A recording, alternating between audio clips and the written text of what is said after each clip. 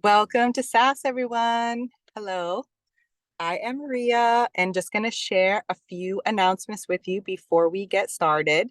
Um, so we're kind of just taking this week to um, reconnect and to allow Jemery and the puppy squad, the litter coven, to just take some space because we had our newest litter coven just born, and we're really excited about that. So we got 8 new puppies um, who are ready for their witches, calling in that familiar bond. So yay, we got one witch that's going to be bonded to their familiar. So we got seven more to go. So that's really exciting. Of course, if any of that is pinging you, you can reach Jen Marie. Okay.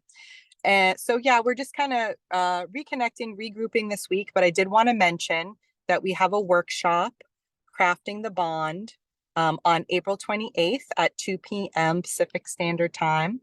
The workshops that we offer, most of them are open to the public. So this one is. So if you want to go or you have friends or family that are interested, is open to them right on our website. Um, then we're starting to just kind of gauge interest about our convergence. So every year in the fall, we have an in-person convergence, which is amazing to get together with everyone and do an in-person ritual, as well as lots of stuff throughout the weekend. We over the last, this is our third annual. We've like talked about, different options and things like that. We're keeping it in Oregon for now in the Mount Hood area. One of the big reasons for that is Kim is our kitchen witch crafts master for the weekend. So she packs up her car and brings all the kitchen witchery supplies as well as other stuff. And as you know, our shop is out of there too. So we just kind of keep that local for us. Maybe in the future we'll spread out, but for now that's what we are planning. So that is going to be, and that is for members of the guild or foundations program, and that's going to be Friday, September 27th. We start like at a dinner time, and then it will run through the morning of September 30th. I have a poll out on our private Facebook group. So if you're really interested in going, just let us know. This is the time where we start to try to figure out the lodging and how many beds we need and all of that. And so if you could just help us out and let us know if you're interested in going so we can make sure we plan those accommodations accordingly. Um, that's it for me. I'll pass it over to Jen Marie if there are any other announcements or just to kick off the conversation. Thank you. Good morning, everyone. I am actually in the garage. Stella and the puppies are just off camera over here, and this is probably where I'm going to be, at least for the first like few weeks, as she needs a little bit more help. And I'm running on like a few hours of sleep. So there's some context. Do with that what you will. It's been an amazing last few days. Thank you for everyone that showed up and held space as the puppies were born.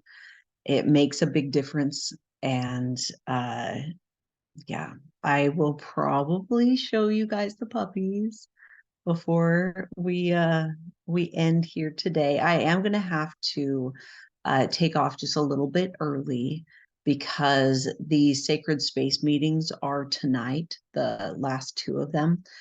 The first one is right after SASS, and that's the one that I co-facilitate. And then there's the one later in the evening that Maria co-facilitates.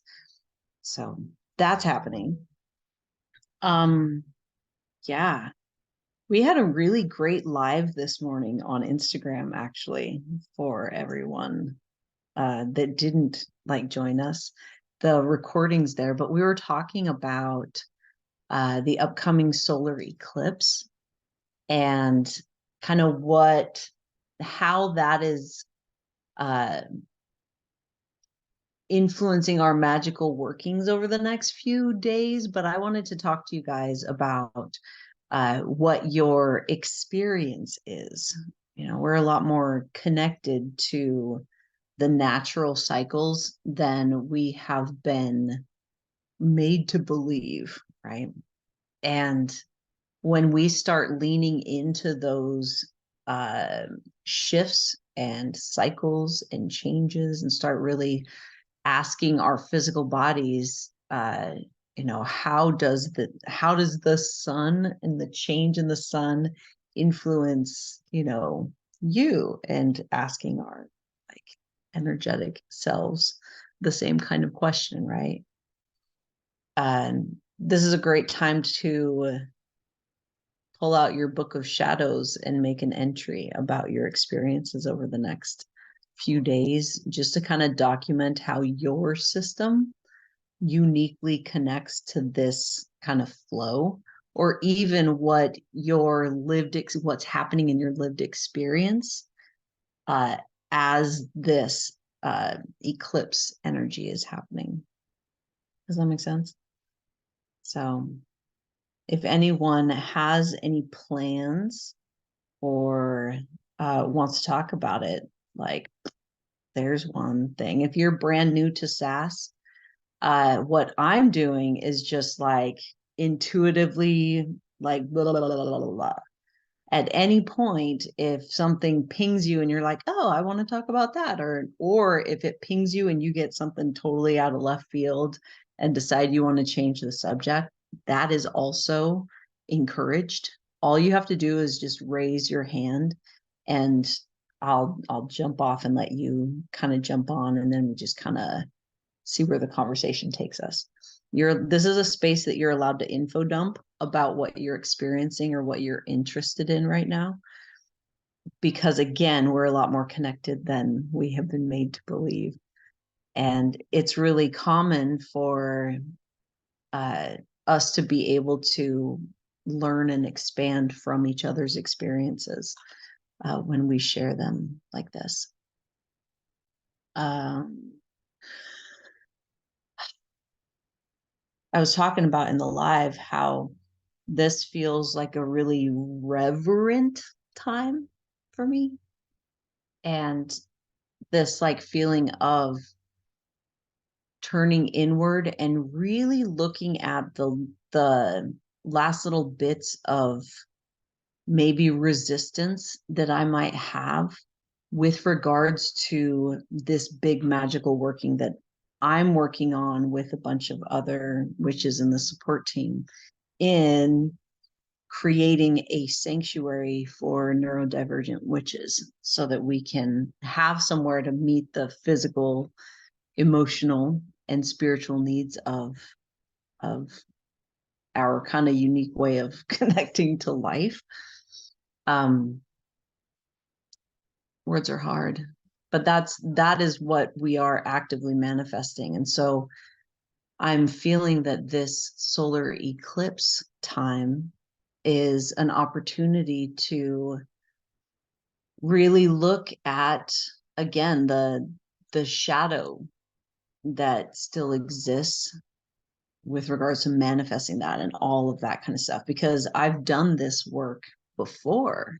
And so there's like fears and resistances and things that I'm still working through in order to be fully open to like going all hog wild on it. So there, that's what I'm doing. And some of what's coming up for me is I am fully aware that from early child, like my earliest memories are a longing for community and connection and to be understood and to be seen and to be supported and encouraged and all of that. I was starving for it most of my life. And this work that we're doing, this magical working specifically, is literally a culmination of my entire life's work and everything that I have ever wanted, everything that I have ever known to be like true and real and all of that. And that's some scary shit. Like anyone that has chased their dreams or taken like risks or chances or anything with, again, allowing ourselves to dream and allowing ourselves to like have these things that we want, um that's scary. Right, to go all in. But that's what it feels like I need to be doing. I mean, that's kind of what I've been doing, at least for the last few years. And this is like the, like, not the last little push, but like go ahead, Whit, get it, get it. You can always With finish your thought too. no, you can go. I'm like, nah. Um, so I in the live this morning, I was in the fort, and when you brought up like it's a reverence, and you're feeling like, sorry, I'm walking dandelion and I'm out of breath because here we are. And like not you're kind of feeling called not to necessarily watch it. I had like a I had a feeling and a reaction to that. Oh, and then I've taken some time to think through that as a good witch does. Um, and I realized like part of it is that still with like a little bit of, I don't know, fear, a little bit of resistance for like the word reverence in and of itself, and some deconstruction that I was like, oh, I still got some deconstruction to do right there. And then the other part of me was thinking into it too. So, I've been looking at kind of like my shadows and my fears of, this working for a community shelter or community sanctuary.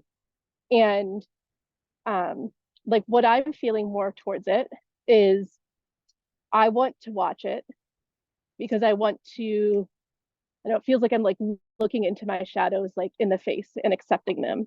And um yeah, I thought I'd just share that as another like perspective of what people may be feeling. So all right, back to you, Jen.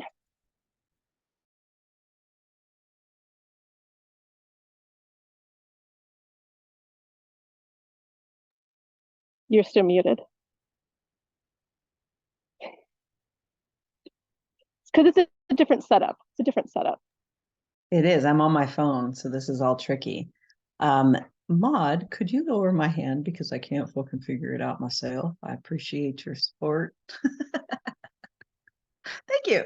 I love that you brought that up, Whit, because it's so important. There isn't a right way to engage with something like a solar eclipse. There isn't a right way, or rather, the right way is the way that feels aligned with your unique system. And one way to figure that out is if you closed your eyes and you allowed your imagination to kind of run with something, the thing that feels the most powerful, right?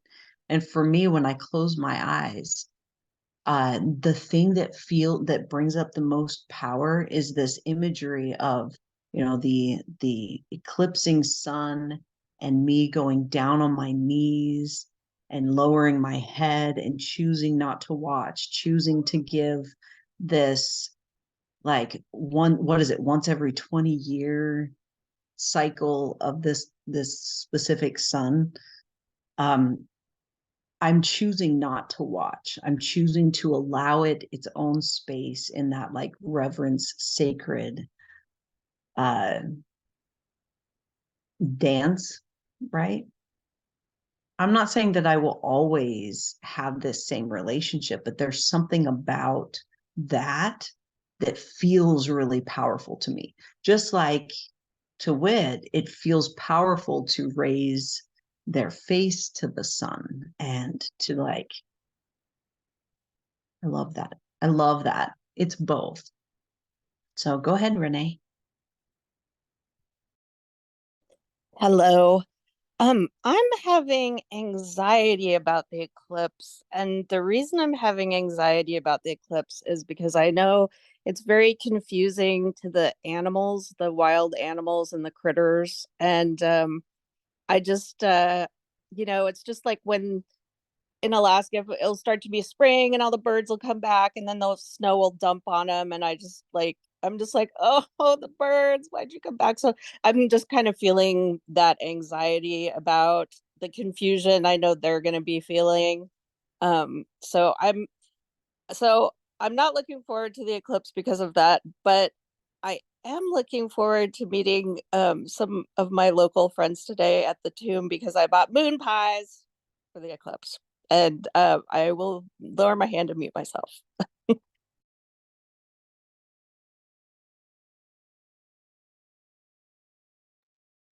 Okay, I went and raised my hand again. I love that you brought that up, Renee. Can I poke? Are you okay with me poking just a little bit? You can say no.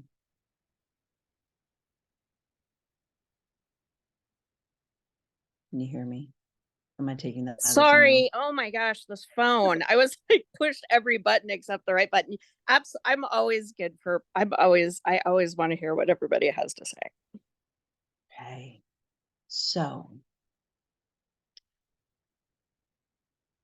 with this perspective of your concern, like I hear that you're concerned about how the animals experience something like an eclipse, and I hear that you are sensitive to how they interpret that there's this confusion that happens, right? And I want to first acknowledge that's really awesome, and it shows to me that you have this kind and sensitive heart, and it leans so much into what comes forward with your giftings too, which is like a whole other conversation. But I would like to kind of uh, dig it a little bit of shadow there, because confusion, that uncertainty, when we apply morality to that, like it's a bad thing to be confused or uncertain. It's a bad thing to have our attention brought to our physical experience in a way that something like an eclipse does, like the change of light, right? If we look at when we experience catalysts like that, right? When we experience confusion, when we experience something in our external world that brings our attention like hyper focused to what is going on, right? Something is different. It brings our senses, it wakens us in these like cool ways. And when I say us, I'm speaking of, our animal cousins as well. They're a lot more aligned with their authentic experience than we are, and aren't applying the morality that we are to that experience. They experience fear, they process the emotion, and they move on. They don't like hang on to it. They're not resistant to that, right? And in fact, when we take into account how they experience things like a solar eclipse, we can learn a lot from them. It just gets tricky when we apply that morality to it of, oh, I don't want them to be afraid. I don't want them to be scared or confused, right? Because that's a I bad totally thing. do that. I do that. I do that with everything. I think. Right? Right. Yeah. We can do this thing where we're like, oh, this is an energy of confusion and uncertainty. I'm allowed to feel the full spectrum of emotions. I'm allowed to feel this. Where can I find expansion in this? Where does my attention want to be, right, in this experience? Does that make sense? Because that's what Yes, they're it doing. totally it totally makes sense, but also it's inspiring me to actually pay attention during the eclipse and see I'm I'm if I'm like doom forecasting, Right. I totally might not feel that way at all, but um so yeah, so this is going to be an interesting little experiment for sure. But and I kind of thought of that too because when you were talking about just like people leaning into the natural world and paying attention, it's like when there's going to be a big earthquake or something and like all the bats fly out of the cave, but for some reason people are like, why are all those bats flying out of the cave, instead of going, oh, obviously something's going to happen. The animals are in tune with the natural world, like you said. Um yeah, and I wish people did pay more attention to them, but thank you, Jen. I'm like, sincerely, am I muted? Okay. I'm sincerely curious about like what data you collect over the next few days. Okay, I will. Yeah. I'll put it on Facebook. I love that you do that, by the way, Renee. I love that you share your like info dump stuff and the things that you're curious about and the questions and things Thank you. that you do on social media. Yeah, it's appreciated. Every time you do that, I'm like, man, she needs to be involved with the newsletter. Someday. So, what was that? Someday. Right. Um, the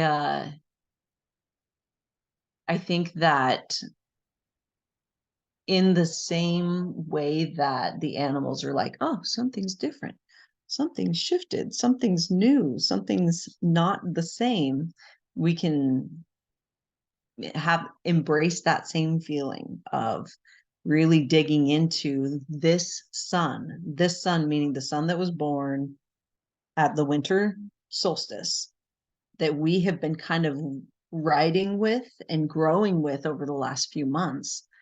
This is giving us that opportunity to be like, oh, what is different this year? Or with this, what is new? What is not the same?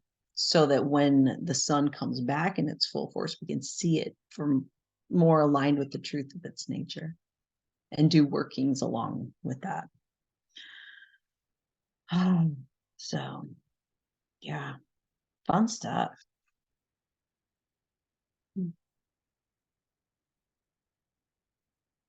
What else do we have going on, guys?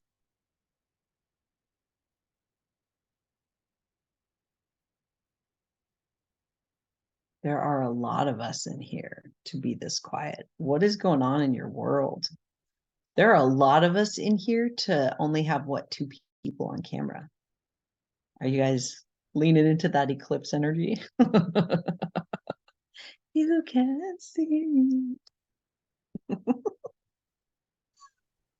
I'm So going to book club today, and I'm always kind of introspective before I mainstream a bit. So just being in everyone's presence, though, like brings me peace and helps with that. Mainstreaming's hard, yo. it really is. Really, really is. Being into Home Depot. I love that. I love that this is a space that we can just chill. Like all of us just showed up without any expectations of what it's going to be, only knowing that this was what we needed. This is the medicine that we needed today. So you guys are awesome. Thanks for showing up anyway.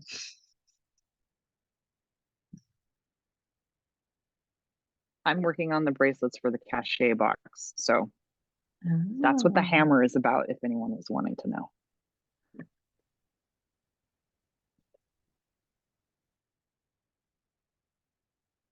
Can you guys hear the puppies? The grunting. No, I gotta go closer. Go ahead, Isabel.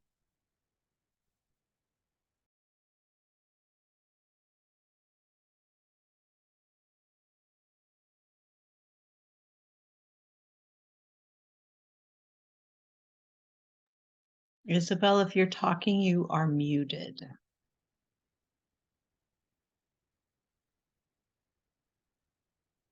Hello? Yes, there you Hello? are. Oh, there we are. I'm sorry about that. I lost my glasses and I can't see for the life of me. So I couldn't push the right button. I really didn't think about the fact the eclipse coming forth. And I didn't understand why, but this entire week I've been weeping like crazy for anything and everything. So I've removed myself from my family because I understood that at some point they're going to think that something real bad is going on with me and I'm just not sharing it. And I just don't want to spread the sunshine as understanding as they are. But I think Tuesday through Wednesday, no, Wednesday through Thursday or something like that. But I cried uninterruptedly to the point where the following day, my eyes were shut from how swollen they were from crying. Ask me why? I don't know. But then after that, everything triggered me. My cat triggered me, anything triggered me. And I just didn't stop to think, there are things far greater than me that are taking place. And I just need to let it happen, wash over me. If this needs to happen, it shall. But I try to hold on too tightly at first because I don't want to be crying for everything and everywhere. But then I came into terms last night when I thought, yeah, I just need to let it run through. I'm probably just kind of like a snake shedding my skin of pains. Everything I've been holding on to, things that I thought I've grown and I really wasn't there. And I need to be more mindful of myself and not to be overly confident. Sometimes I think that I'm very happy when I think I take 2 steps forwards just to come and find out that I take 5 back. And so I just thought that I wanted to share that because for some reason this time around it just hit me really hard and I couldn't pinpoint it. But yeah, that was all I wanted to share. Thank you.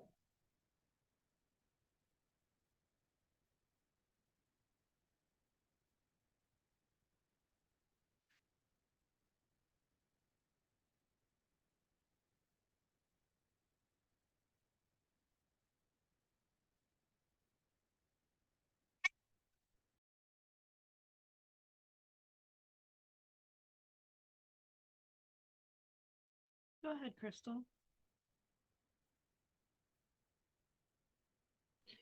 I didn't mean to turn the video on, but here we are again. Isabella, maybe you have some, stuff that you bottled up and need to get out, right? Because I think we all go through those times in our, like, there's weeks, there's maybe months where, there's stuff that you haven't talked about, or it's stuff that just needed to come out. And it's okay to process your emotions and let everything out. Bottling it up never does anybody any good. So my thoughts on that was, possibly maybe, oops, sorry guys, rocky tantrum. Um, but basically what I'm saying is that you might need to process something and you might not know what it is, but it's something that needs to come out, and that's a good thing that you're getting it out. So maybe don't be so hard on yourself and try to look at it as a positive thing that you're getting those emotions that are built up out so then you can process everything else that's going on in your life. I hope that helps, Isabella.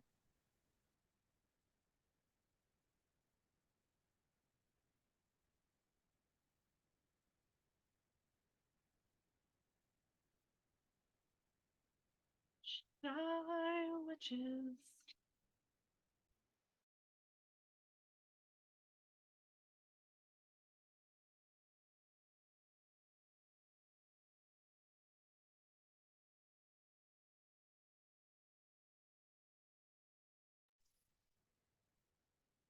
Hello.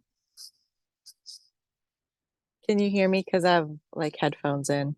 Okay. I don't even know if they're working. Um, so just thought I'd chime in before I went to Home Depot. So what is this my process of unlearning and being, I guess, maybe my process with like this eclipse energy and all information is to kind of take a pause to see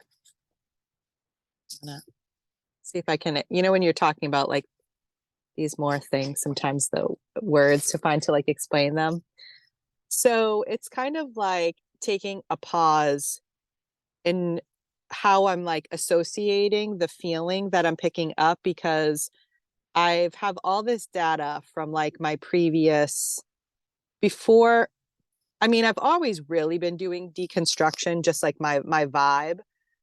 I feel like my whole life, but like officially really diving into it, with bright and dark when I started in 2021, 22, 21, something like that. Whenever it started. And um so it's like when I'm feeling that energy that I may have associated like with fear or anxiety, um, the heavy hitters, like the ones that kind of maybe would uh that feel big, like the fear, anxiety, worry, um, and to kind of like just have a pause within myself to like check in of like, am I associating this to something, right? That like I've collected data on this. So now I'm like feeling this again and it's bringing up anxiety. But to kind of pause this to almost like reestablish the relationship with what I'm feeling, and to kind of check in to see like, yeah, this is like the feeling that I'm getting. I I no longer like want to maybe I'm still experiencing anxiety, and I thought like I had an old belief that someday I wouldn't, and then I'm not sure if that's really true, and I'm like kind of just learning to that feels okay for me, because it's just the way that I experiencing it now. I'm like experiencing a little bit differently, um and it's just like this it's this like process of just like engaging with these feelings that like that I'm shifting, and it's so interesting. It's actually been kind of fun, and it makes me like laugh a lot. And not because the things that I used to like think were so serious, they are, and like not to say that there aren't serious things that happen, like because definitely there are, but those energies in which I used to maybe be reactionary and try to go into fix it mode and try to go into like a controlling mode, and it's more of just like of being present, like here for the experiencing, and knowing that like I have the tools in my toolbox to like respond accordingly if the need like should arise. But I guess it's like my experience with like worry and like preemptively worrying about things to in order to control a situation so that nothing bad happens.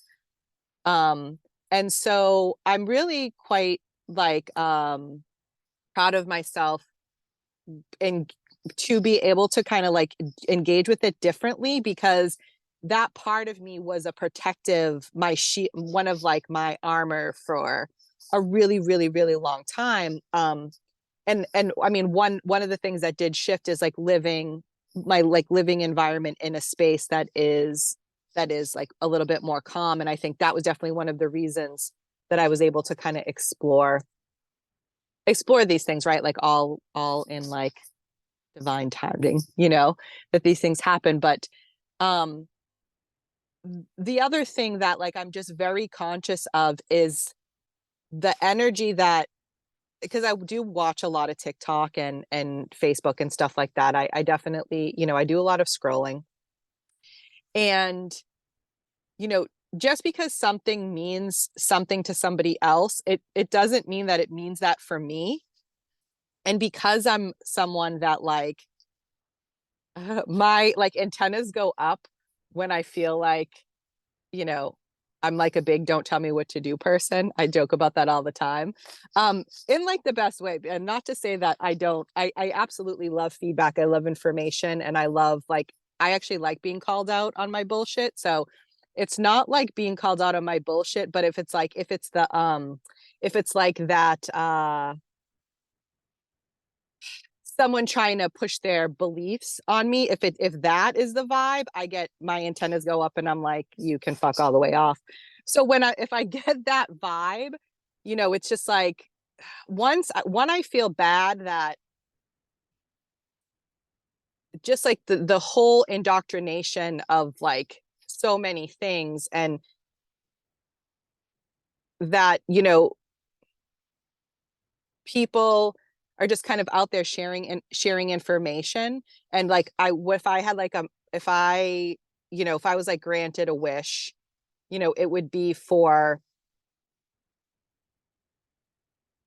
I don't know, for just like that we all can like kind of collectively like critical think these things through together, like we do exactly in this space, which is why I love this space, so that people can just really like decide for themselves like how this feels for you, and like what this really means for you personally, because there certainly is a collective, right? There definitely is like a collective vibe and thing, but I think just sometimes with the conditioning that we experience, things get mixed, sometimes a little bit of mixed up. And so it's always like first how like when I'm experiencing this energy is really like to, for me, it's just like sitting quietly for a moment and just like tapping into my body and really first thing like how does this really feel for me, like in my bones, like the true, like truly and deeply. um that seems like a good stopping point. So from the Home Depot parking lot, that is my contribution today. Thank you.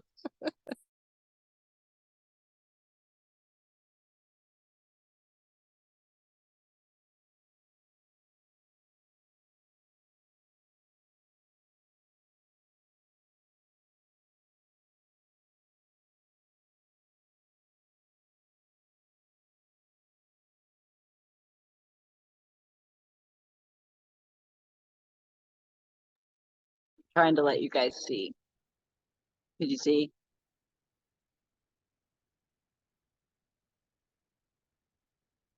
The baby.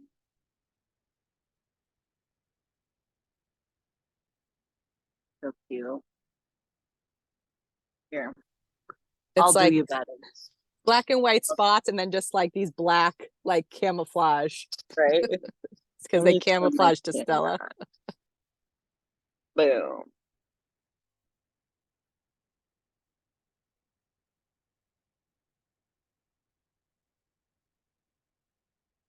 Ah, lighting is complicated. Can you see?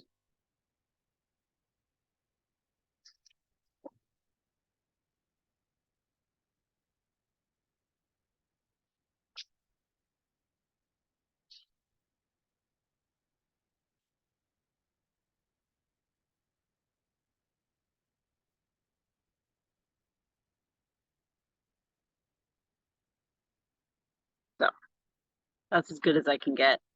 Now I'm having technical issues. What is going on?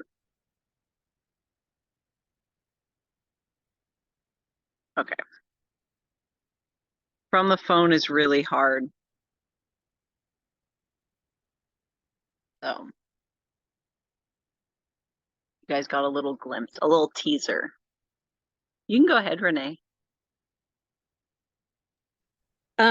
So I was gonna piggyback on what Maria said a little bit. I think sometimes, well, for me personally, like I had a job where my job was to solve problems and to try to predict any bad things that would happen. I was like a contract manager for a construction company.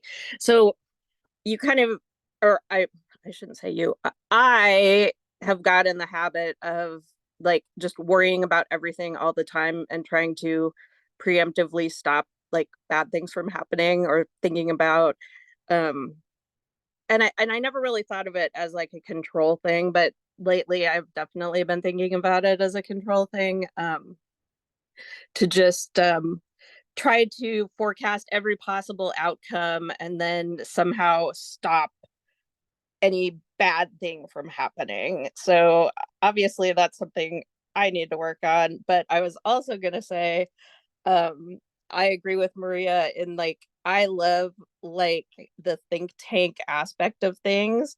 But I think part of the reason is like, I love information. I just love information. And I think probably some other people here do too. But yeah, I like to have all the information before I make up my mind about stuff. Just like when I go in an antique store, I have to walk through the whole thing and look at everything before I can, pick out what I want to buy, because there might be something else around the corner. And anyway, that's all I have on that.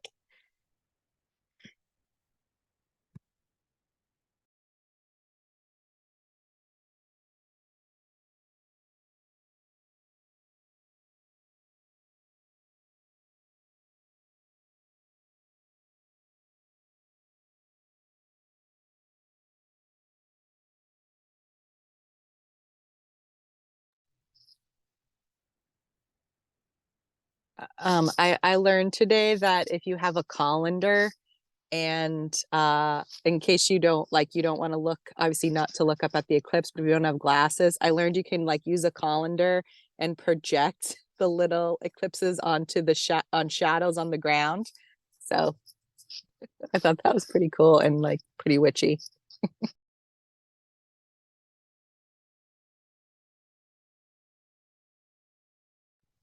Disco ball would also work, but I don't know who's got a disco ball laying around, but maybe you do.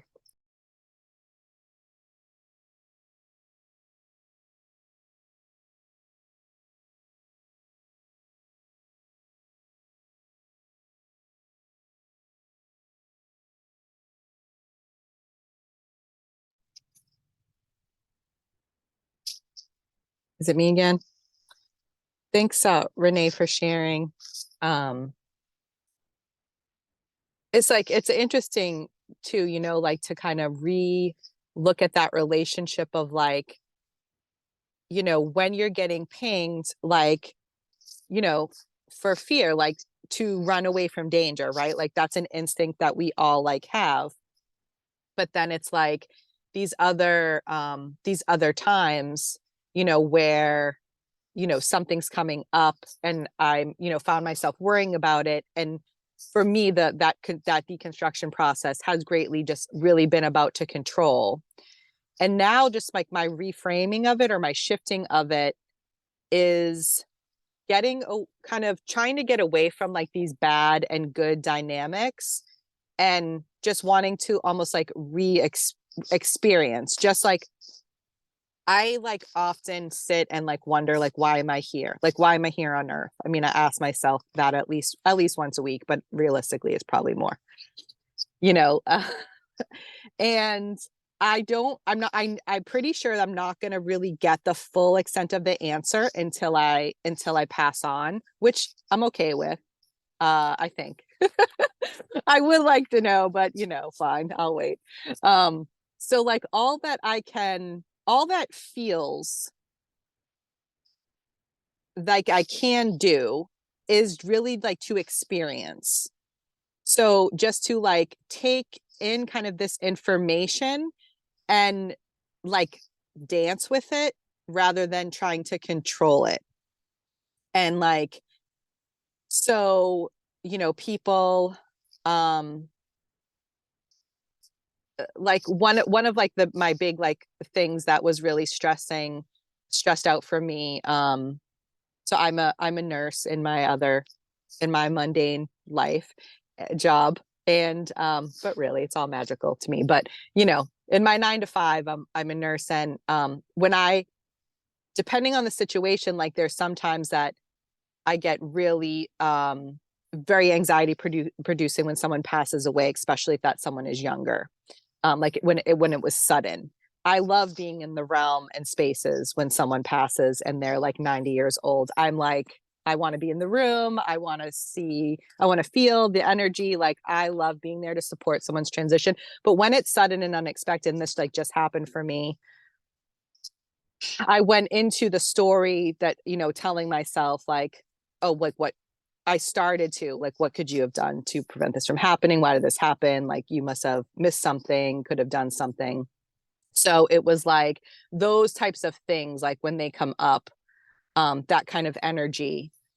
And that's kind of when I'm like wanting to kind of give a pause and trying to re-experience like how I'm feeling that, how I'm processing that, and knowing that I'm here, I'm part of this person's life, and like I'm involved, like I'm here, I'm allowed to like take up the space, and that part of it where things things are going to happen, and I'm going to like experience like the array of emotions. And it's not always like, it's messy sometimes, the process. But that for me, like, and I only give that examples, like that for me is like like one of my biggest catalysts that exists now, is like when that type of thing happened. And so it's interesting though, because what I'm noticing is in this like process of wanting to just experience and not necessarily like labeling and not wanting to control. And like I said, of course, there are times where like you are actually in danger and you need to act. And that is absolutely, valid.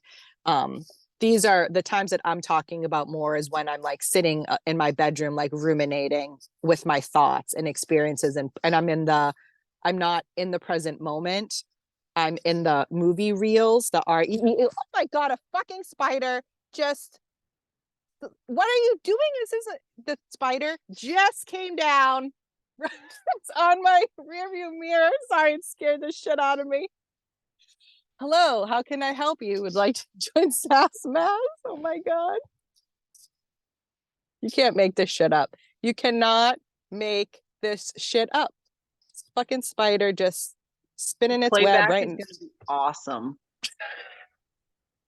Akasha, if you're here. That blooper reel that you've been starting for me. So, when I see a spider with a spider web, it reminds me of like all of the experiences that I've had, and it's just like weaving, it's like, and I love that word, and I love that, like, I just love the weaving and the imagery of just like weaving and so anybody else want to share? I'm gonna gently take the spider outside and put it in the bushes over there. Wish me luck. Thanks.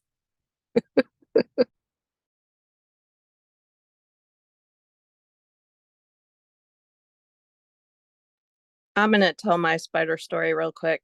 I was driving an old truck, and I was driving down the highway. It was a work truck, a construction truck. I was driving down the highway, at 60 miles an hour, and no one had driven the truck for a while. And I flipped the sun visor down, and just like 1,000 baby spiders just rained down on me.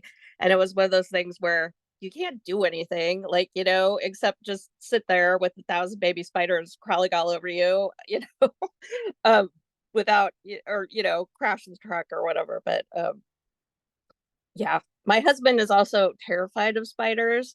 And so part of the way that I'm trying to get him to not be terrified of spiders is, when we find like a new spider outside, I take a picture of it and I look it up. I look up all the information so I can convince him it's not poisonous, and then think of all the good things that it does in the yard.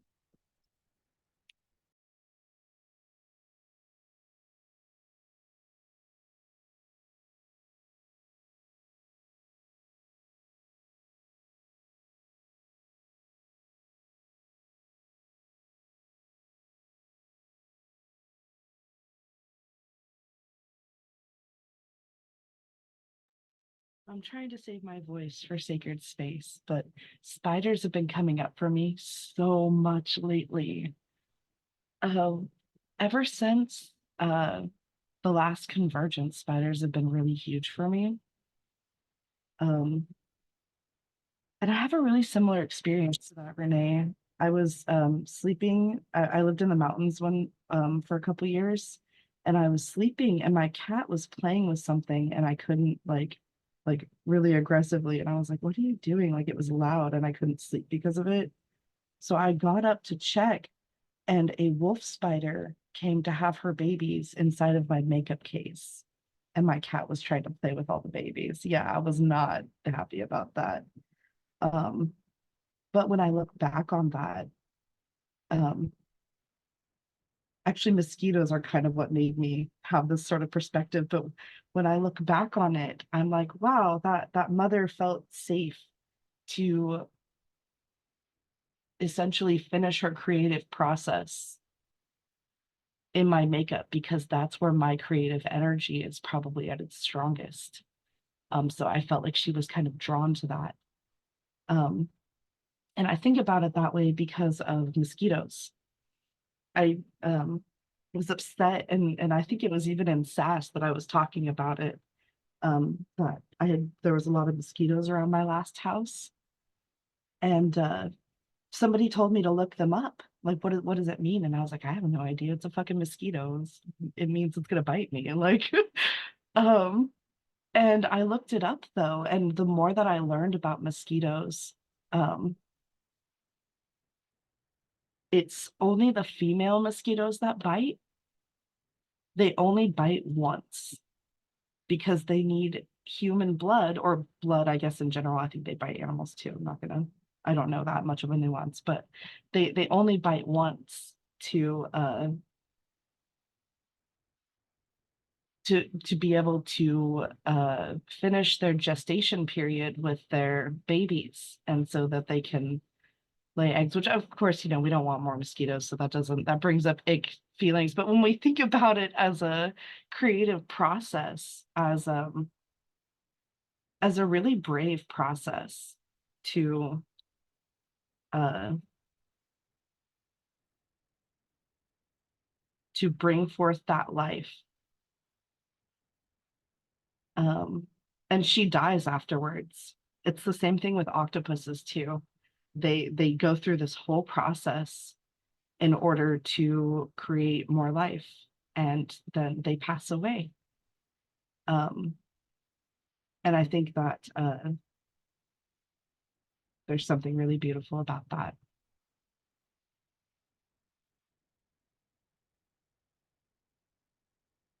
Also, Renee, I look up spiders too because of I used to be scared of them, but I started developing a relationship through information, and now I love them. My favorite is crab spiders. Go ahead, Whit. So ADHD brain here, but Ocean, have you seen the TikTok of the family who I think they're in like Oklahoma or something who got a octopus for their son, and it laid 50 eggs, and they're in the process of all of them are hatching, and they have to figure out what to do with this 50 baby octopuses. Not, I'm gonna find it and send it to you. That's all. Just had to share that.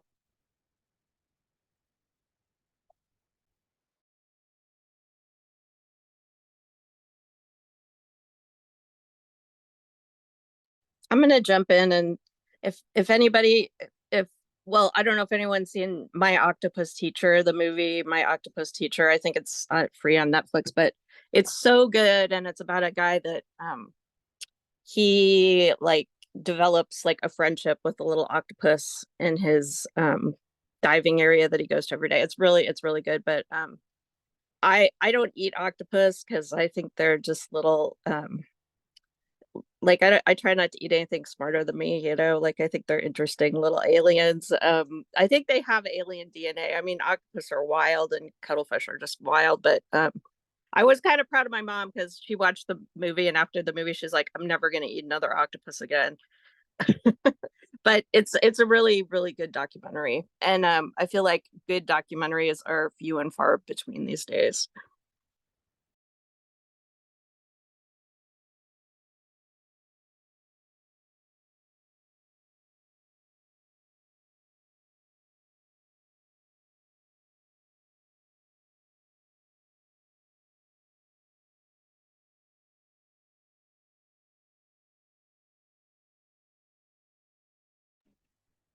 Such a tease, huffing the puppies in front of us.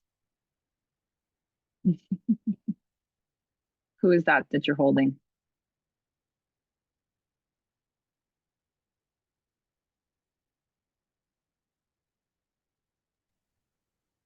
Zoicide. Okay, that's what I thought. Like you didn't show the butt yet.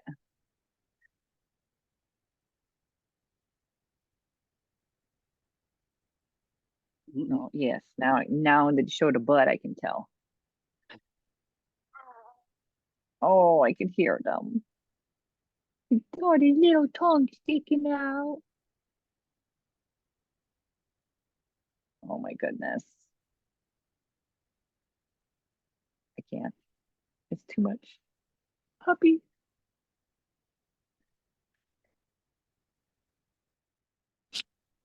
How many puppies were in the litter? I've been completely MIA.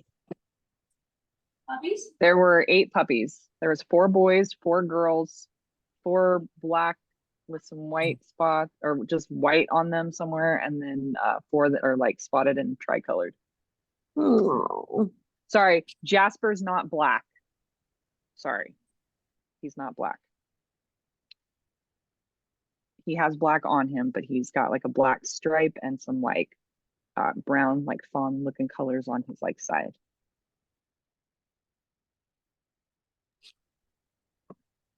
Adorable. I wonder how many are going to be like Persephone and never be quiet when their mama's on the phone. That's Jasper that she's holding up. Wow, it's a lot more lighter colored now that he's clean and stuff too.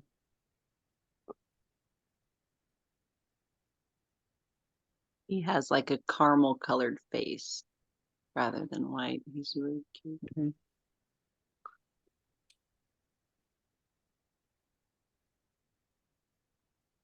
And his nose is half pink and half black. Look at that. Isn't that cute? I know. He smells so good. If only I could afford 2 plane tickets. If only. His coloring is so cool. Well, all of them really.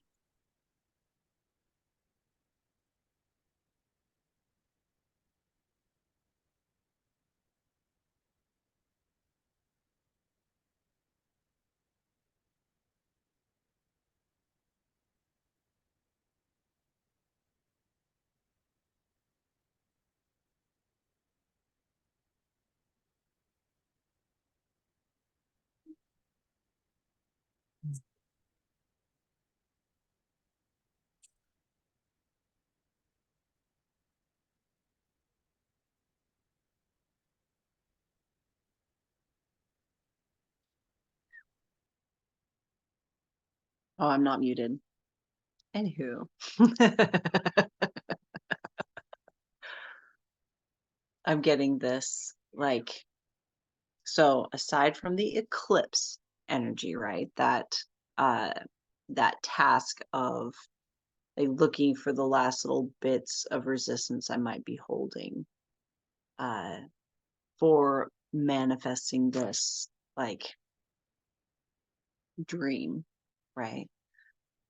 The other side of this is also the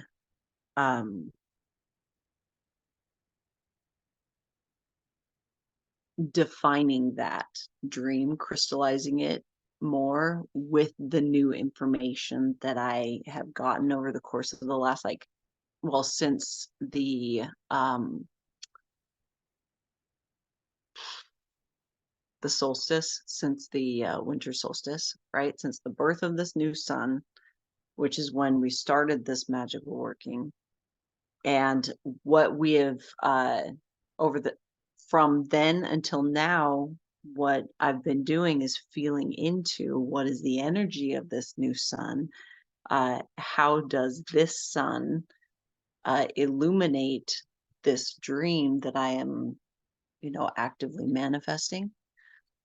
And so now that I have this information over the course of the last, few months, how can I further crystallize this manifestation? So how can I dial it in like a laser beam instead of like, where am I still kind of like a butterfly and where do I need to be a laser beam?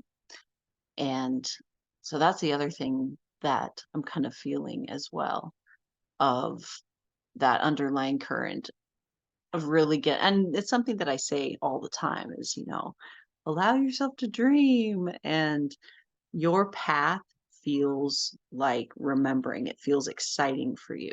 It feels like, effortless. You could do it in your sleep, right? But we don't let ourselves actually feel into that. And so it's a little bit of that extra push of, yeah, but what do you want to do?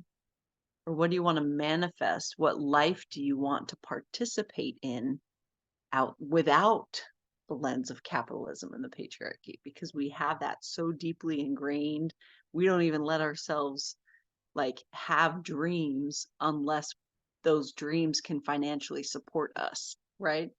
That's like how deeply ingrained that is in us.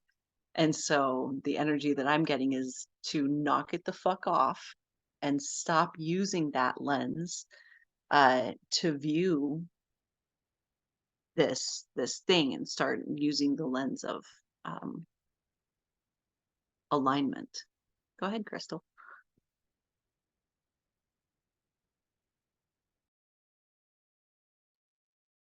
For me, the feeling I've been personally getting from this eclipse and the changes and the shifting and the planets realigning and everything changing is it's an exciting time to. It's not something it's not making me fearful or anxiety or anything of that nature.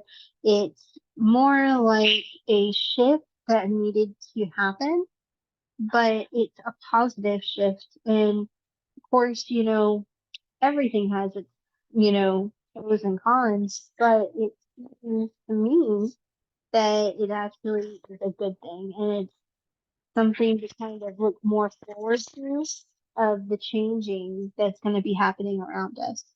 That's just my personal opinion.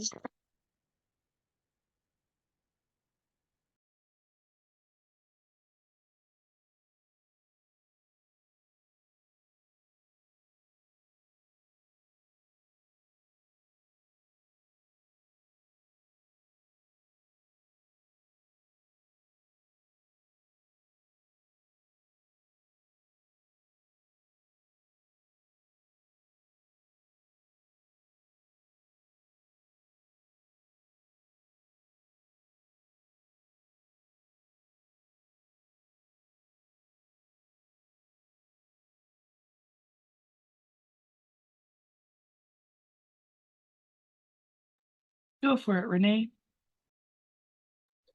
Okay, just for fun, I'm going to change the subject a little bit. And I want to talk about haunted objects. And so, just for background noise, I had on some ghost hunting show the other day where they were inside a museum, and um, there was a bunch of dolls, and everybody got all freaked out about the dolls. My mom has hundreds of dolls. She basically like has a doll museum.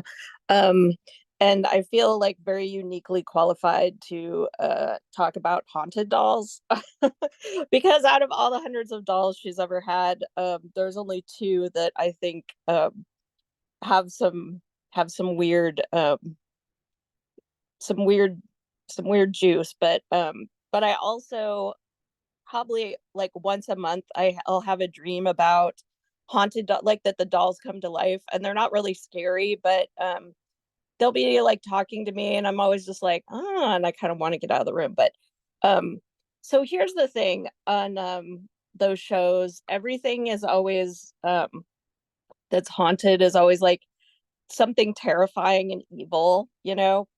And I don't know if anyone has ever heard of this thing, which is proven to be like fake, but it's called the Dybbuk box, and supposedly it's this box that has a demon in it. But the guy who made it, you know, is kind of like come clean about that. But I was just thinking about like why people make like boxes and they always have to put some evil thing in it. Why can't we make like wish boxes that we put something good in for the future and seal it up so then somebody opens it and instead of like a demon flying out, you open it up and like something good comes out. Anyway, I was kind of daydreaming about that the other day. And I just thought I'd throw that out there.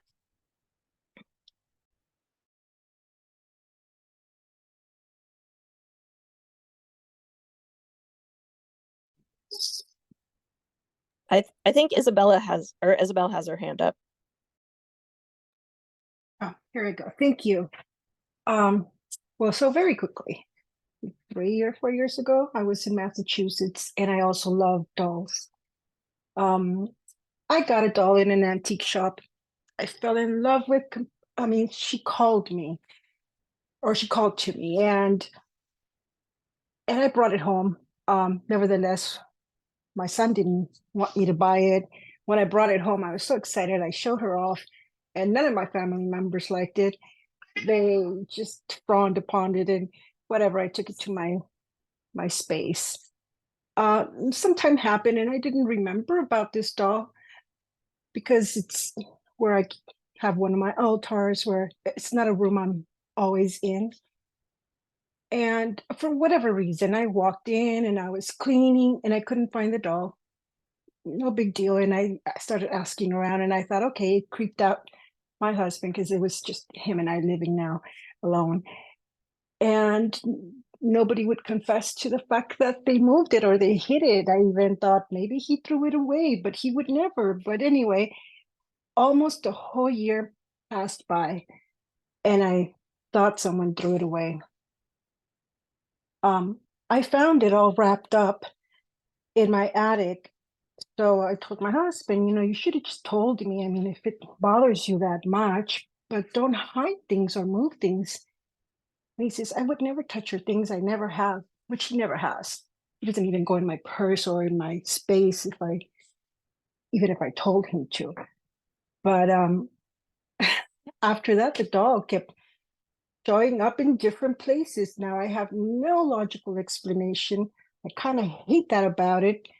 I wanted to put cameras inside of the house just to catch my husband moving it because I think it was him. But it wasn't until one day that he was on a business trip for almost 2 weeks and I couldn't find my dolls. So I thought, okay, but I cleansed it when I brought it. It's not an evil doll. It's not haunted. It doesn't do anything bad. I don't believe in that. But anyway, I still have no explanation. I still love my doll. I still have her there. But yeah, it kind of appeared in different places, wrapped up in the same little bubble wrap that I brought her in. Just wanted to share that with you because I thought it was a little fun. Maybe she knew everyone in the family was afraid of her, so she wrapped herself up and was like, I'm gonna go hang out in another part of the house for a while.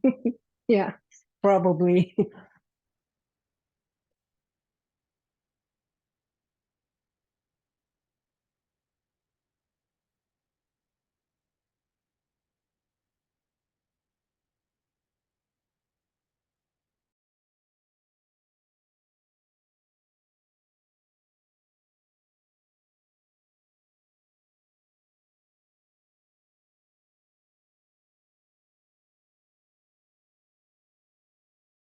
Get it, Petra.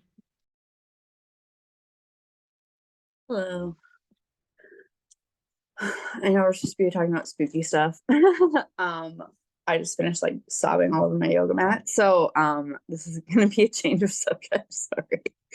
It's actually kind of more in keeping with like the first hour of SASS. I was just like, I need community. And then I was like, cool, universe, thanks so much for just digging things in there, being like, hey, in case you weren't getting the point of eclipse season, let's just like make it super apparent.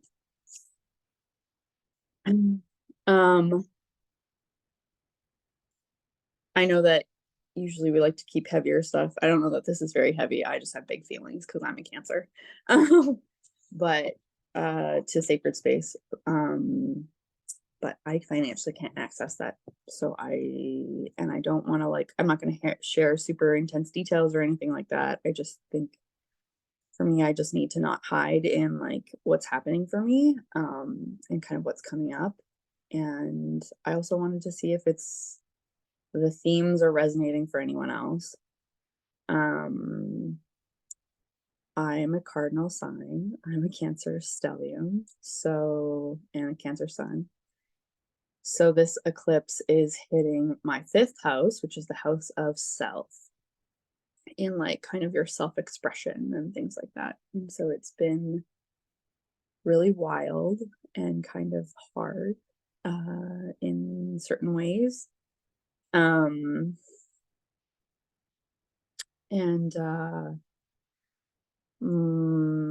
know that like last year I kind of talked about some difficulties in my relationship and stuff like that. And in the winter, like in January, we kind of decided to like open our relationship up. And I'm experiencing very synchronously my first kind of like heartbreak from that. And it's one of those things where it's like, I don't know if anyone else has experienced this, when you like go through something and you used to do things numb, so you like didn't know, and then you're like, oh, like this is what this really feels like in my whole body. Holy crap. Shit. And so it's just one of those where it's like there's just a lot that my physical body is processing, because I think it's not just this one, if that makes sense. It's like it's a catalyst for a bunch of others that I just didn't really like feel or address. And I think it's one of those things where it's like, how do I explain this? When like there's times to let your inner children, like, I don't know if drive the bus is so to speak, but to really like guide things. And then there's other times that probably that is great in the beginning, but will maybe get hurt feelings if things don't turn out. And it kind of feels like that's what happened for me. I was a little bit too open and a little bit too hopeful. And not that that's like a bad thing. I think that takes time, but I didn't want to like, I've been like trying to figure out how to bring it up in SASS. And I think that there are other people in our community that are polyamorous and stuff like that. So it's like, we're all like neurodivergent, and have very expansive and decolonial perspectives on like love and relationships and things like that. So it's not that I was like, I don't feel safe. I think I was like, I don't know. I'm still figuring it out for myself and what it means. Yeah. Thanks, Ocean.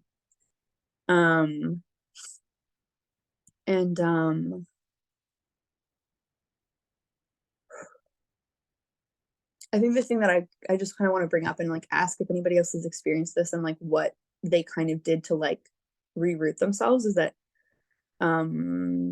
realizing that I like looked at this person with really like rose-colored glasses. Oh, thanks, Renee. Fuck.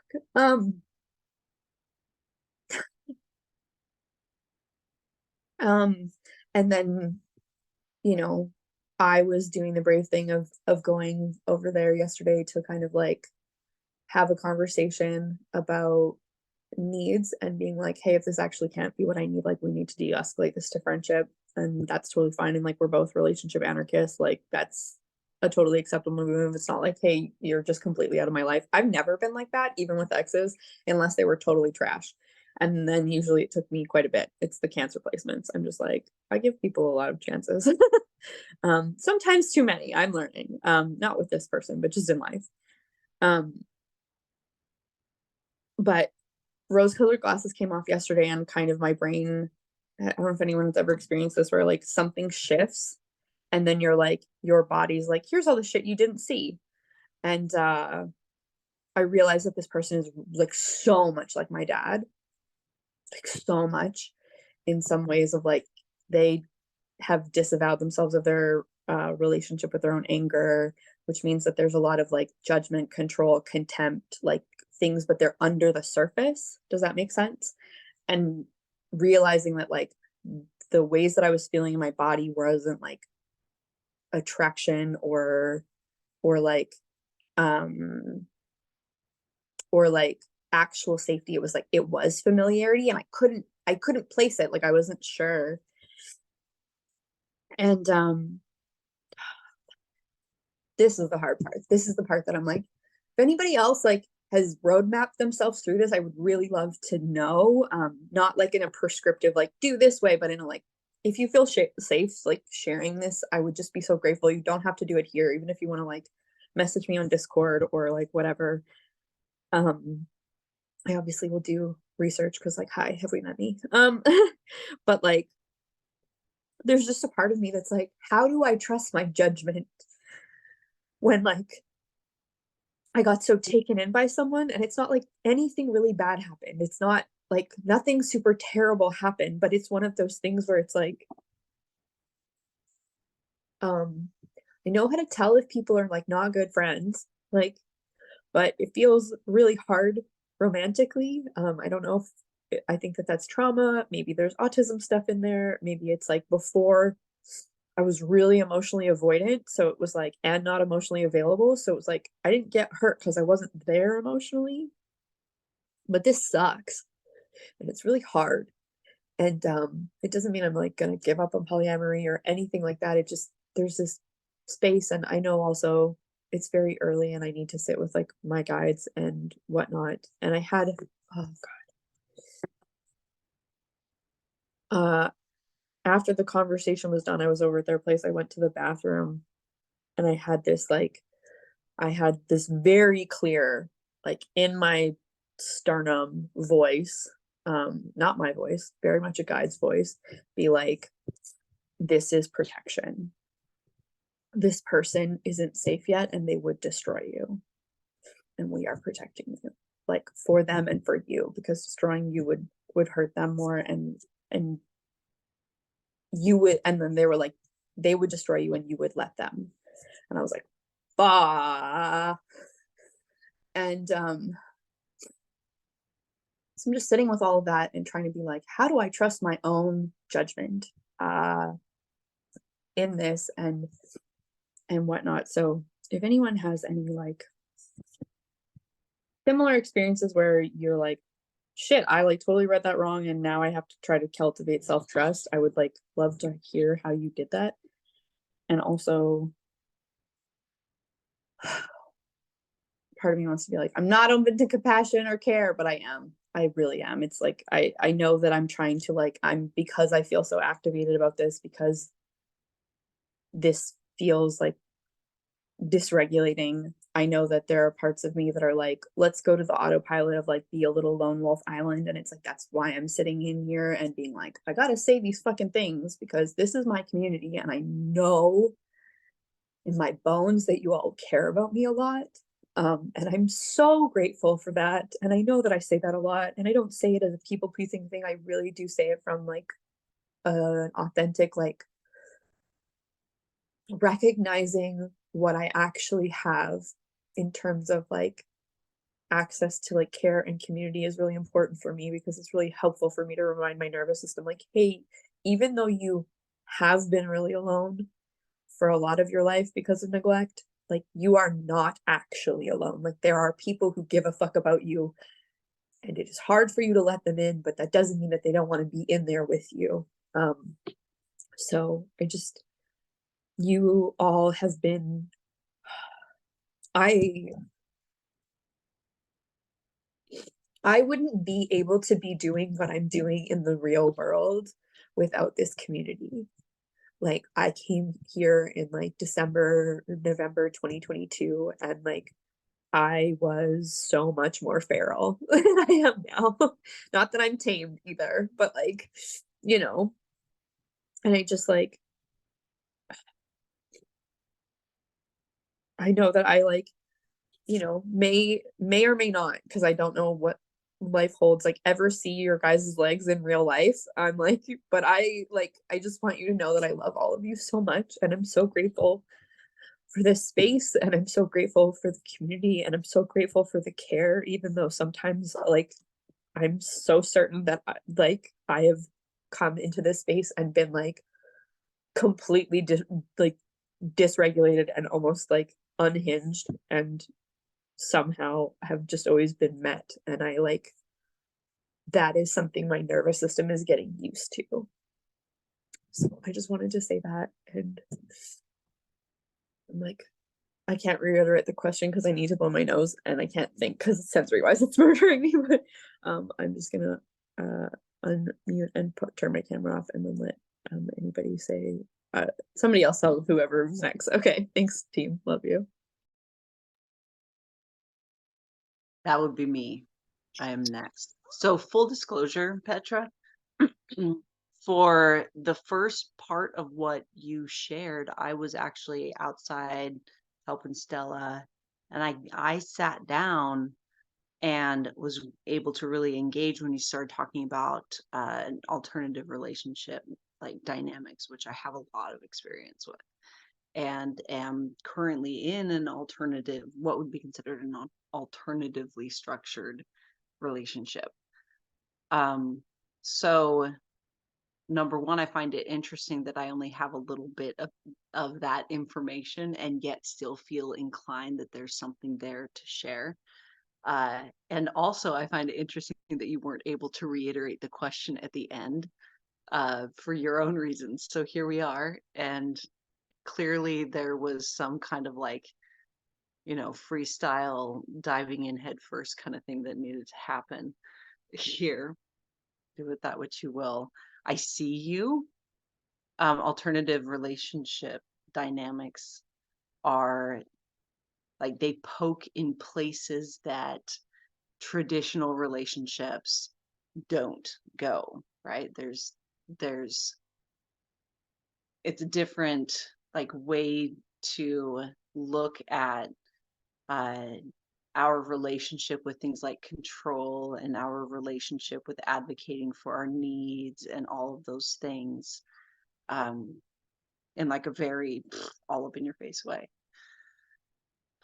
So what I'm saying with that is that it's very challenging to do.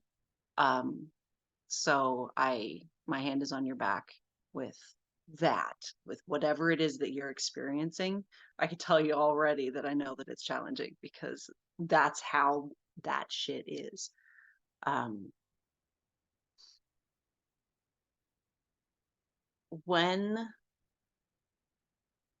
Okay, I'm trying to think of like a situation that's coming forward in my own experience uh,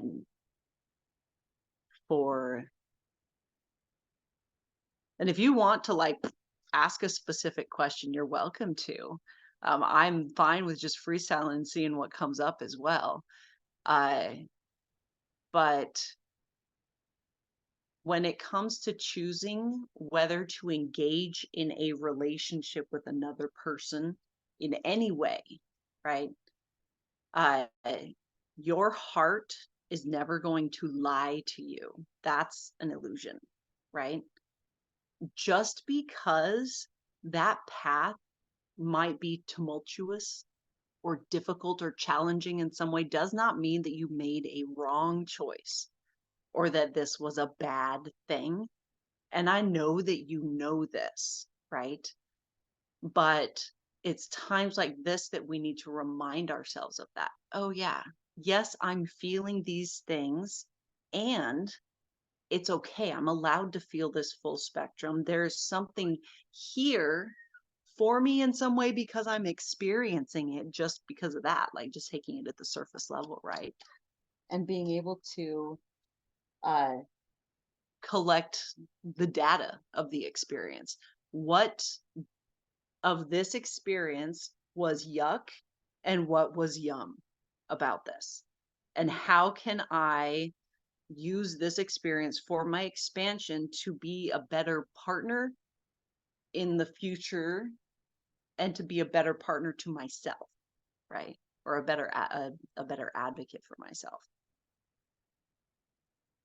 There is nothing quite like these alternative relationship dynamics to really, really, really bring your attention to that like control dynamic and expectations and all of those kinds of things.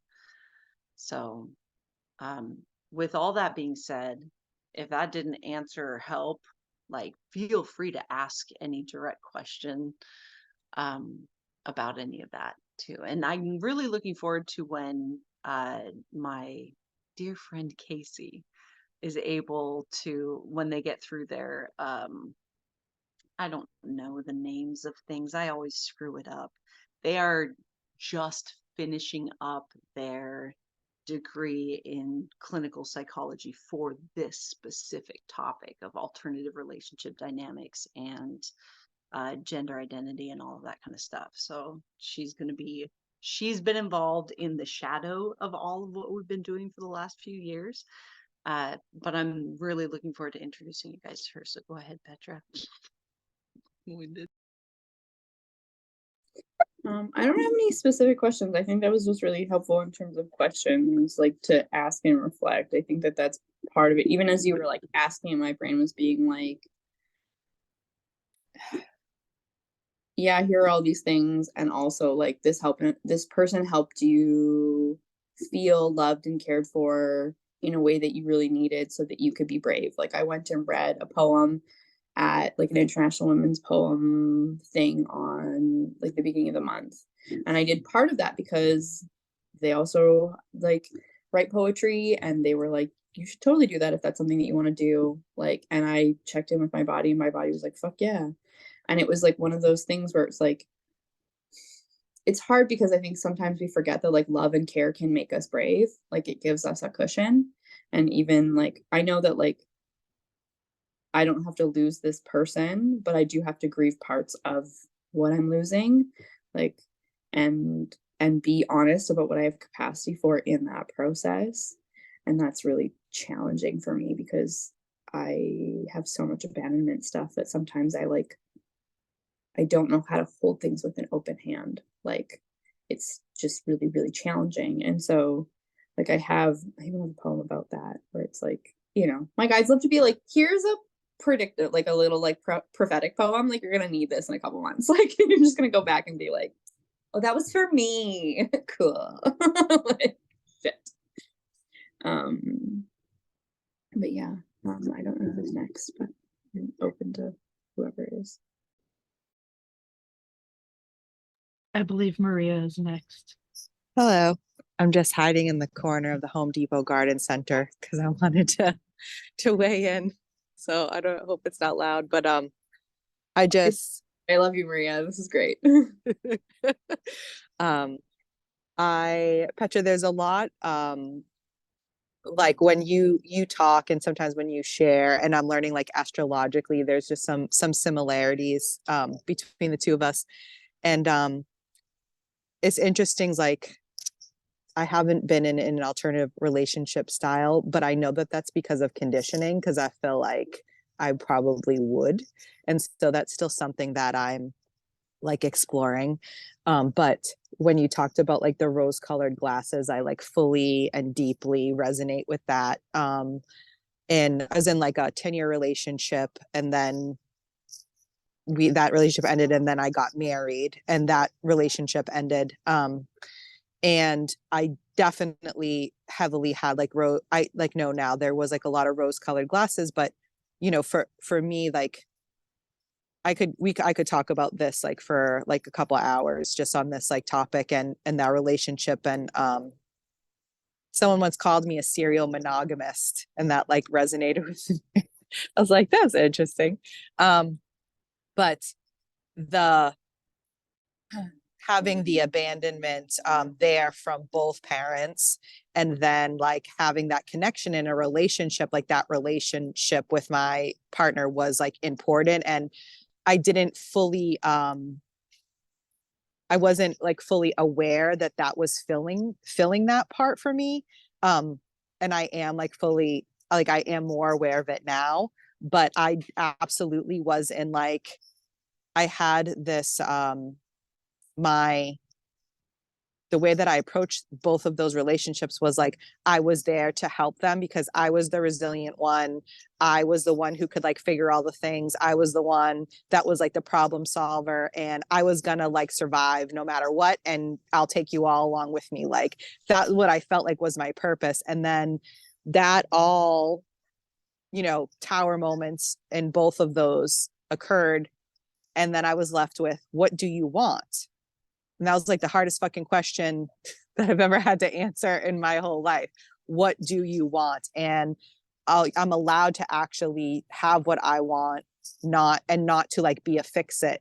Because my like factory default from conditioning is to be a fix it. And what does that mean if I'm not? And like, what do I even want? And so that just was like my experience. And like, it can go so much, we can go so much deeper, into it on just that, this part of, for me, what was like a big part of my, has been a big part of my life. And I just resonate with you. Definitely like hold space for you. I think that you're awesome. I love, have loved, everything that you share is, just love sharing this space with you. So thank you. Thank you, Maria. And yeah, that makes so much sense. Also, the serial monogamous thing, I was like, hard relate. I was like, and not that I like tried to be in relationships all the time. I was like incredibly fiercely independent. Like, hi, have you met me? Obviously. But like still, I think that is part of like the abandonment and neglect wound, is just like you crave closeness, but then also like have so much trouble actually like letting it in. And I think that that's part of this, is separating like the disconfirming experiences that I let myself have in this relationship, even though it was like 2 months,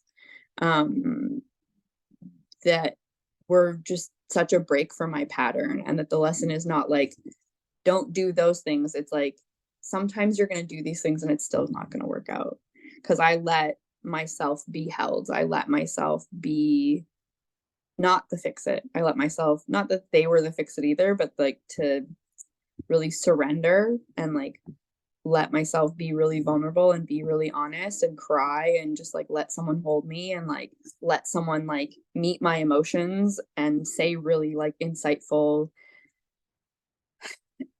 sweet, like caring things that really like showed me that they understood my emotional experience and not batted away. Like I did a lot of really good new work. And I think it's one of those things where it's like, when that happens, you just want it to work out. And it's like, maybe in a way it's for the best that it didn't, because I think that would be really intense. And probably I need to like have more of these disconfirming experiences with more people to be like, okay, this feels like a grounded skill in my body versus just a thing I know how to do with this one person because they're special or something like that. Because it's like, that was something I was saying to like my husband last night, because he's been really actually great about like processing some of this stuff. And I was like stretching, we were in the living room and we were talking, and I was just like, the thing is like, it's so early on in the relationship that I know that so much of the like love and care and all of those things too are not just because of this person. Like that stuff is what lives in me. Because like early on in a relationship, like all of the like, I don't know, ooey gooey feelings often are like our internalized projections, right? And so I'm like, okay, like, no, like this love lives in me. Like this is not like this person gave it to me. They gave me a space to express it, but it ultimately resides inside of my body. So I'm not going to like lose access to this just because I'm not with them in this way. I'm going to be able to access this with other people. And so that was something that was really helpful. Just also is one of those things where it's like, giving myself space to grieve which is like a skill. And also, I think grief is one of those things where it's like, unless we've been grieving things, you know, on cycle our whole life, any grief that is thematically similar comes up when something happens, right? Like this grief touches a lot of other griefs. And so they're all kind of, my body's like, let's metabolize so many things. And I'm like, I am tired. Like, this is a lot. Thank you so much, Maria.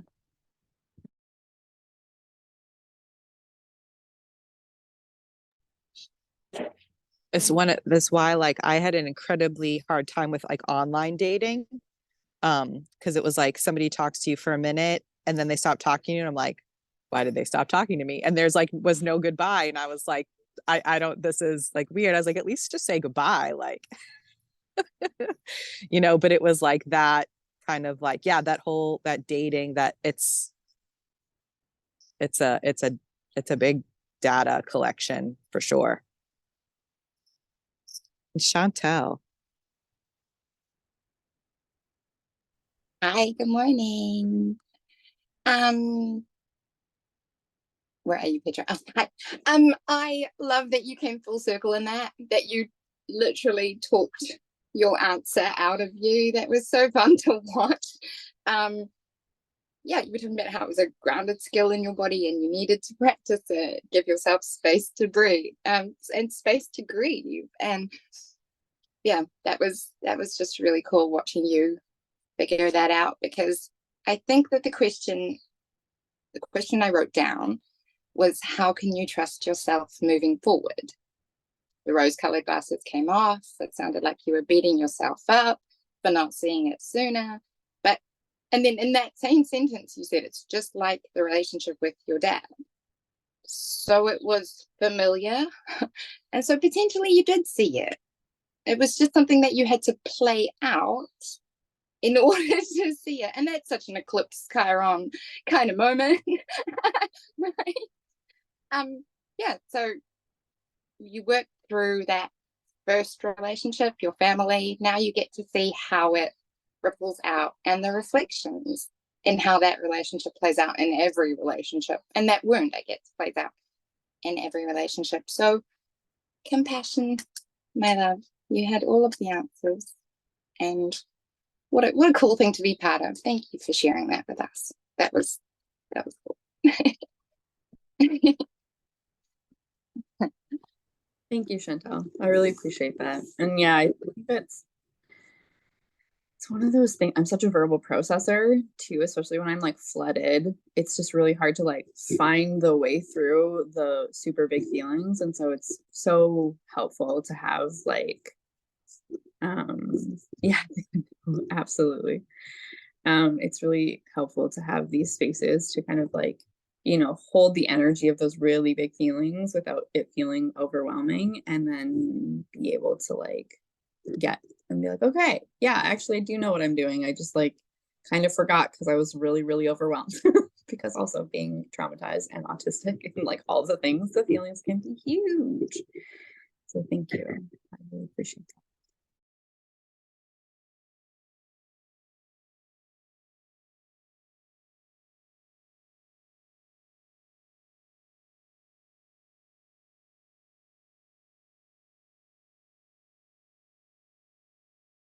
Go for it, Ezra. So I was kind of in and out during parts of that, but what did come up, it caught certain parts that I think like help form a story. And like one of the things that really stuck out to me was just that that you seem to be processing it really well.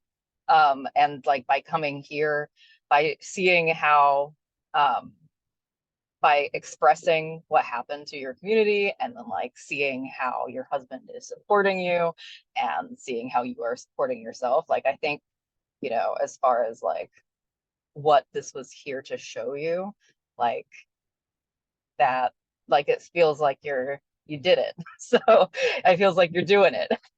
So I get that message from my guides a lot, where I'm just like, what do I do? And then they're like, you're doing it. And I'm just like, okay. Like I felt like there was gonna be you know, some kind of, oh, like sometimes I'll be like, where's my award though? Like I did, yeah, like, but yeah, that's all I really had to say. So good job. Thanks, Ezra. That where's my award? Oh, it's like the people pleasing gifted kid perfectionist pipeline, right? You're just like, I need someone to tell me I'm doing it right because I feel like I'm doing it wrong because it's hard, and it's like, hey, it's hard because it's hard, not because you're doing it wrong. Relatable. Yeah, I feel like, and I think it's, one of those things where it's like I've kind of not been as involved in the past like month, maybe not 2 months, but like definitely the past month, and felt like disconnected from this space a bit, and like been to SAS every week, but other than the 1 week that I missed. But it's just like, I think knowing that it's like these connections are not as tenuous as they feel to me sometimes, mostly because I was taught to like hypervigilantly caretake connection and just like do. And it's like, no, it's okay to like be not as like immersed in things because you're doing other stuff, and people aren't going to be like, well, you went and had a life, so we don't want to talk to you. You know what I mean? Like none of that stuff is real. That's just all like, I mean, maybe some of it's like elementary, high school girl trauma, but like, it's like, it's not, not what this space is. So thank you so much to everyone. Really, really appreciate it.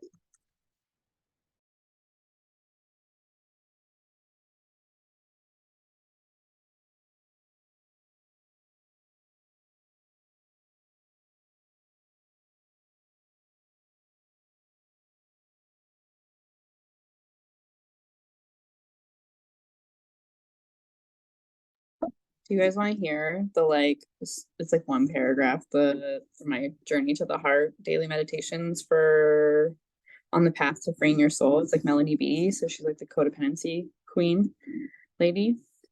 I read this like before I started sharing, and I was just like, loud, so loud. April 7th. What are you resisting the most? Be open to the whole journey, all parts of it. Is there a feeling, a person, a thought, a project you have been avoiding? Is there some part of your life that you're refusing to deal with or open up to? Is there something you're resisting, something that makes you stubbornly say no? Ignore the voice that says, this is how I decide it will be, so I will close off that part. I will not consider it. That is the voice of resistance. Be open to everything.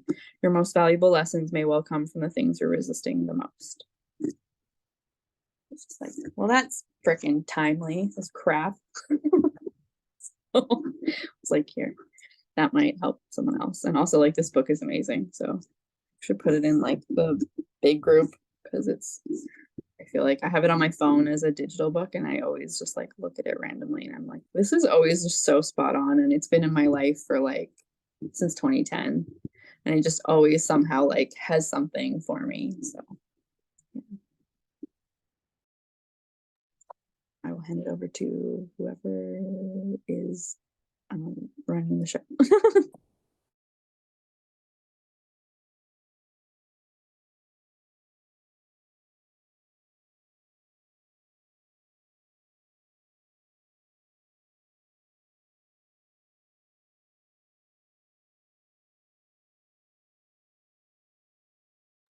I mean, I can play us out with some music if you guys want.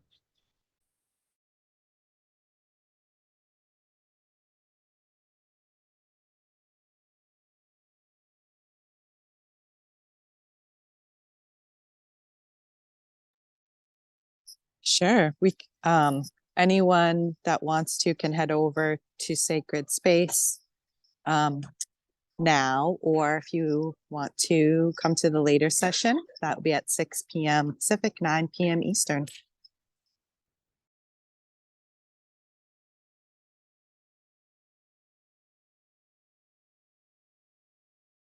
I'm grateful for where I am and who I have become. I touch. I'm a source of love created by divine to shed light on everything I touch. I'm grateful for where I am and who I have become. 1.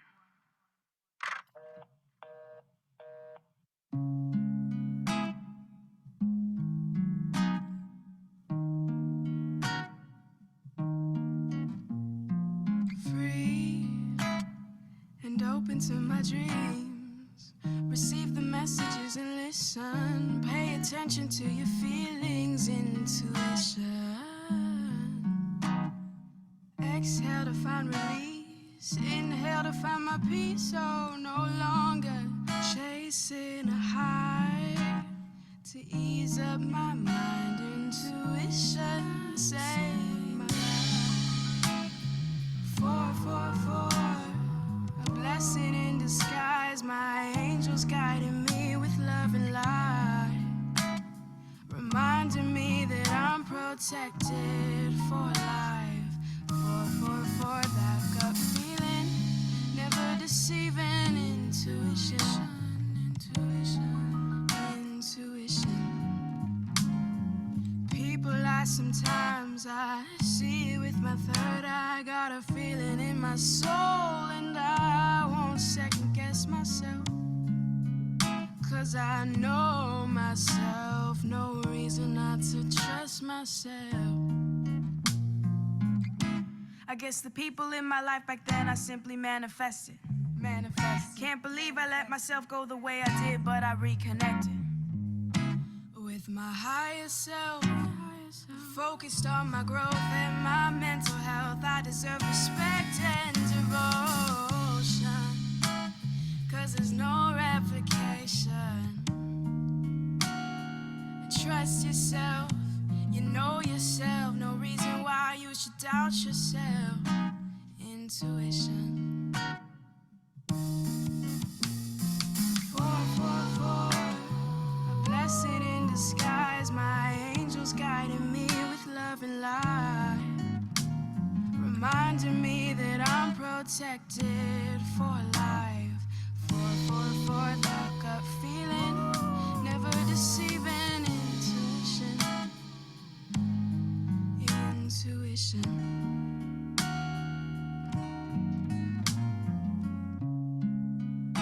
You are a source of love, created by divine to shed light on everything you touch. Be grateful for where you are and who you have become. We're one.